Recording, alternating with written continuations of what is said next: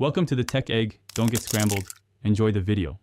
You have your yarn and hook ready. Start immediately with a magic ring so you control the center. That's why tension matters. Hold the ring, work 6 single crochets into it and pull closed. Place a stitch marker to track rounds. Once the 6 is secure, increase each round to 12 then 18 to shape the head base. Keep increases evenly spaced so the circle stays flat. Once done, make sure to count stitches each round to avoid accidental spirals. Now you transition to the body. Work continuous single crochet rounds, adding increases to widen for the chest and reducing for a waist.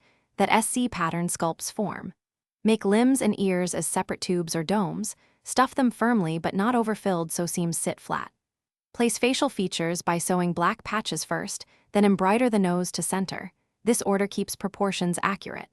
Once positioned, use a whip stitch to attach limbs and ears securely, and weave in ends for a tidy finish. To finish, align the head atop the body and tack it in place with long running stitches before closing.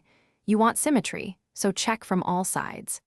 Attach limbs and ears, stuffing incrementally to avoid lumps, then blend seams by weaving ends through adjacent stitches and trimming flush.